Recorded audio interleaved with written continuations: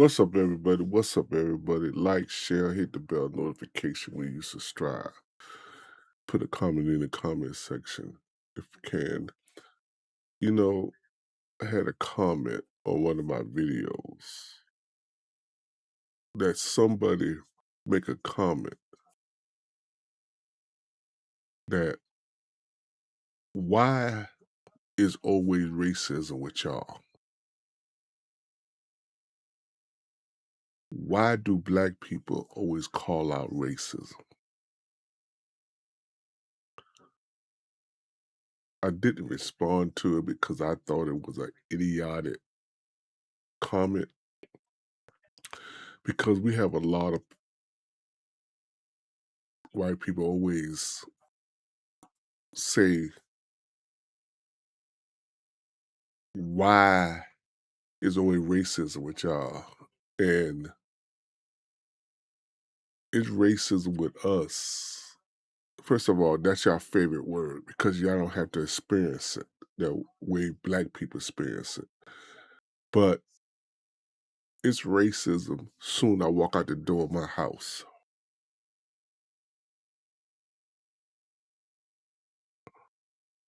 You look at it fails to me that you don't want to acknowledge your racism because you be blind of what's going on in America today. The guttings of the Voting Right Act, the gerrymandering. I know I'm pushing this word, the gerrymandering, whatever how you pronounce it, of redoing the maps, the voting, the maps of these southern states. So some of y'all might say the Democrats do it too. So it's bad when the Democrats do it to counter what the Republican states doing. But when the Republican states do it, y'all overlook that.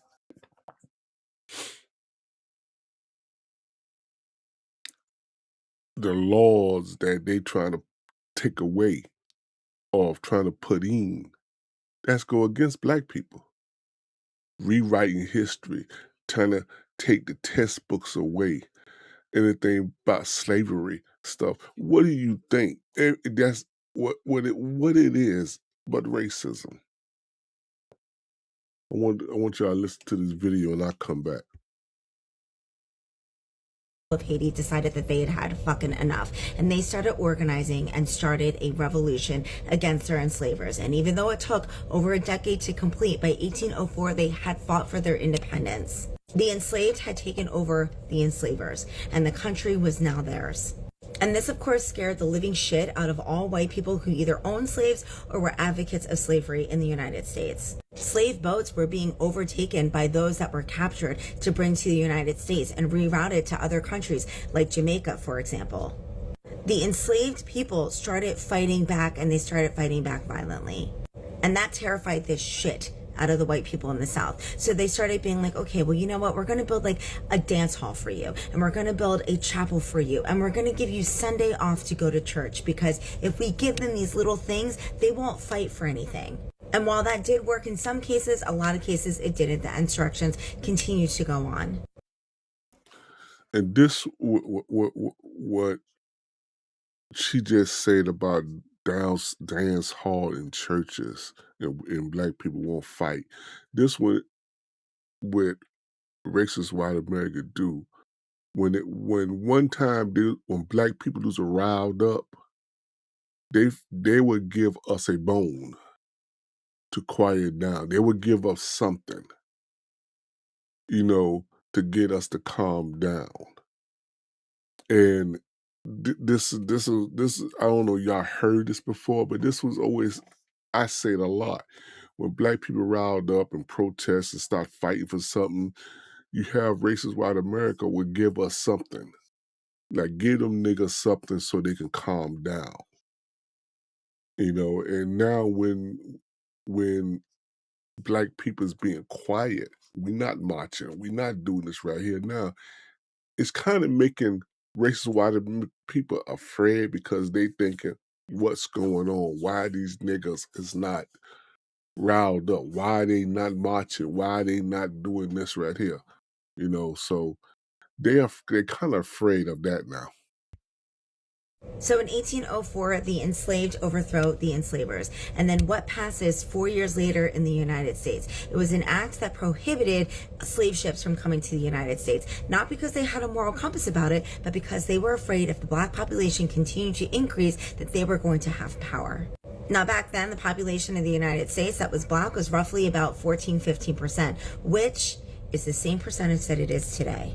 And of course, we all know what happened when black people started fighting back in the 1800s. We know what happens when black people started fighting back in the 1960s, which is, again, why the white fucking racist fucking Christian nationalists in this country are so fucking afraid of black people. Because with the Black Lives Matter movement happening, that was their biggest fucking fear, that white people and other people that aren't black were going to jump on the backs of that. More non-black people joined the Black Lives Matter movement than they did in the civil rights movement, which meant that not only were black people gaining their voice, but they were also gaining power because they were being supported by other communities.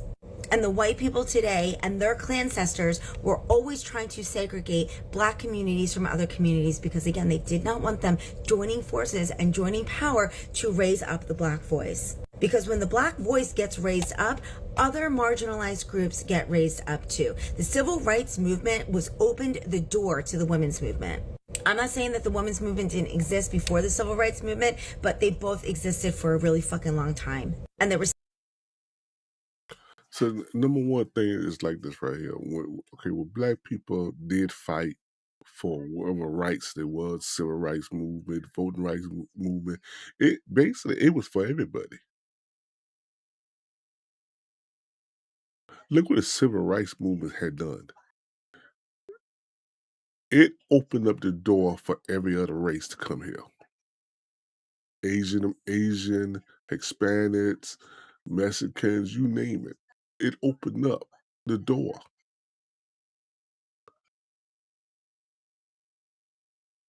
But see, we get to the point now where black people are not doing this and not fighting because we feel that what our ancestors or forefathers or ancestors had, forefathers really, our ancestors, I consider them like our slaves, the slaves that been here is our ancestors. But our forefathers who fight for rights, so like the Martin Luther King, the Malcolm X's and stuff like that, they had fight for the rights of freedom and fight for equal rights and voting rights and stuff like that. There, a lot of y'all people who came from other countries benefit from it, even more than we did.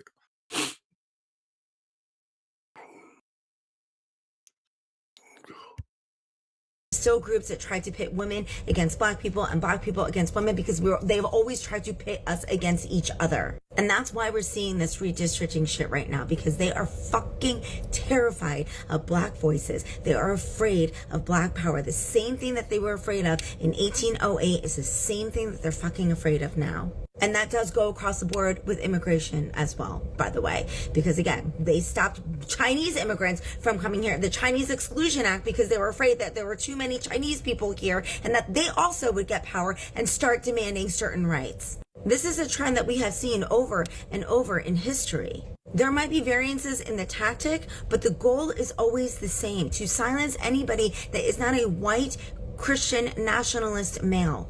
And for all those black celebrities that couldn't do their fucking homework and didn't fucking understand this because they have no concept of their history or the history of their ancestors, fucking Lil Wayne, Snoop Dogg, Stephen A. Smith, Nicki Minaj, I'm talking to you fuckers, all of you fucking people that don't know your own history, you know what, don't worry about it, because we do. We've got you.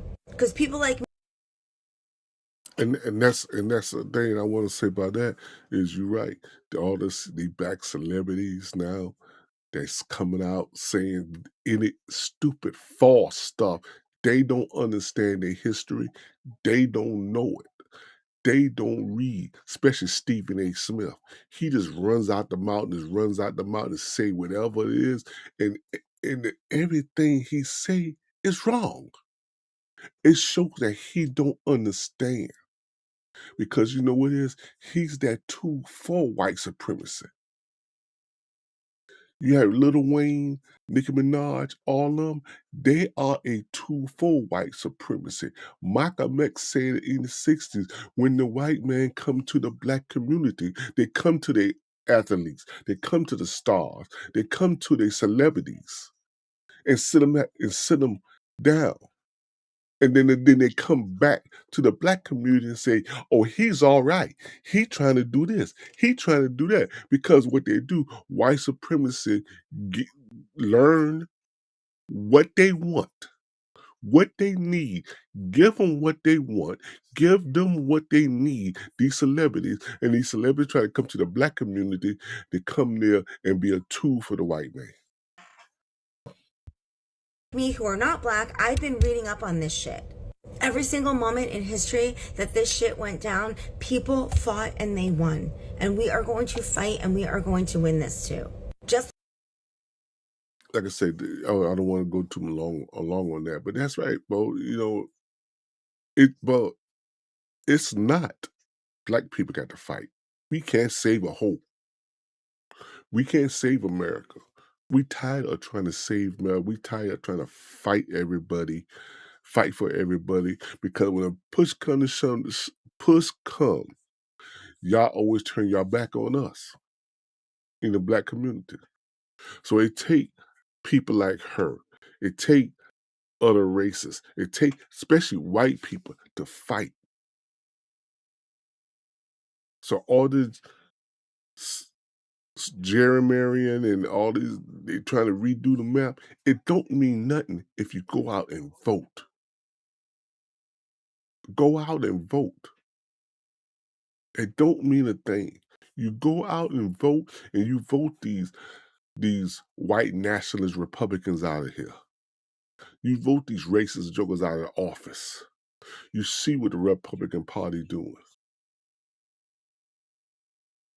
And the ones that comes on here and talk about, well, the Democratic Party so and so, bro, I'm not talking about the Democratic Party because they're not all that good. Because if they get in power, it's gonna be business as usual. No, we don't need business as usual. We need changes. We need somebody gonna fight. So tell me what you think in the comment section. Like, share, hit the bell notification, y'all, and I'm out.